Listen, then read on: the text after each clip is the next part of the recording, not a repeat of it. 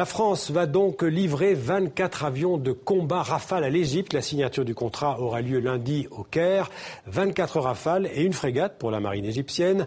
Un contrat de plus de 5 milliards d'euros payé à crédit par l'Égypte et garanti par la France. Des avions que la France espère vendre aussi au Qatar et à l'Inde. Le premier souffle du Rafale.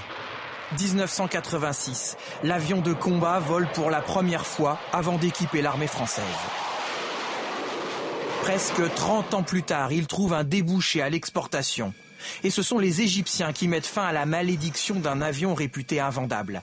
Ils en commandent 24, ainsi qu'une frégate pour un montant de 5 milliards d'euros. Le président français peut ironiser. Jusqu'à présent, seul l'État français achetait des Rafales. Il en était heureux, tellement heureux qu'il voulait partager son bonheur avec d'autres. Tout s'est joué en moins de 4 mois, en particulier lors de cette rencontre entre François Hollande et le maréchal Al-Sisi. Face aux dangers djihadistes à ses frontières, l'Égypte est pressée et la France a absolument besoin de cette vente pour financer sa programmation militaire. Si l'avion ne s'était pas exporté, en fait on ne savait pas exactement quelle était la situation, mais il est très probable que l'État français ait dû acheter des Rafales supplémentaires, ce qui aurait totalement bouleversé le budget de la défense.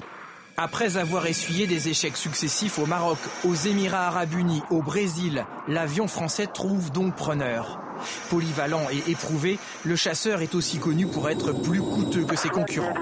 Des négociations sont toujours en cours avec l'Inde, intéressée par l'achat de 126 appareils. Le contrat égyptien, lui, devrait être signé lundi au Caire.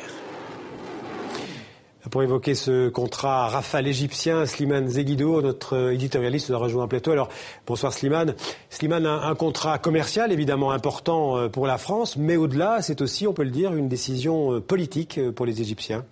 Absolument, parce que là, vous savez, l'armée égyptienne est aidée par les Américains depuis 1972, qu'ils avaient arraché au bras de l'Union soviétique. Elle reçoit 1,5 milliard d'aide militaire. Or, depuis l'arrivée au pouvoir dans des conditions contestables aux yeux des Américains par le général Sisi, l'Amérique a montré son mécontentement face à la répression et donc avait stoppé à un moment donné son aide qui vient à peine de reprendre. Du coup, l'Égypte, pour montrer son autonomie et peut-être attiser les rivalités entre puissances, cette semaine même a reçu Vladimir Poutine avec une pompe et un faste inhabituel. Elle a acheté à la Russie une centrale nucléaire civile, probablement aussi des armes, et en même temps elle conclut ce contrat avec la France, qui va aussi être garanti par la France, mais aussi par ses parrains arabes, l'Arabie Saoudite et les Émirats arabes unis. Séduction égyptienne côté de la Russie, aussi de la France.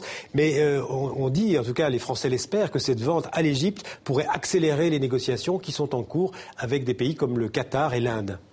Oui, parce que ça donne, disons, un exemple, et les gens qui étaient très sensibles aux pressions amicales, plus ou moins amicales des États-Unis pour acheter des avions américains, vont trouver là un précédent qui n'est pas n'importe lequel, c'est quand même l'Égypte, pour s'engouffrer dans la brèche. Et pour la France, c'est du pain béni. Pourquoi ? Parce que cet avion qui a été créé il y a 30 ans, ces 7000 techniciens, les 500 filières de haute technologie qui travaillaient pour l'avion étaient tenus à bout de bras par l'armée française qui était contrainte de commander 11 avions par an. Donc s'il y a plus d'avions commandés par l'étranger, ce serait donc une bénédiction pour l'industrie française. Et pour le budget français. Merci Slimane. Nouvelle attaque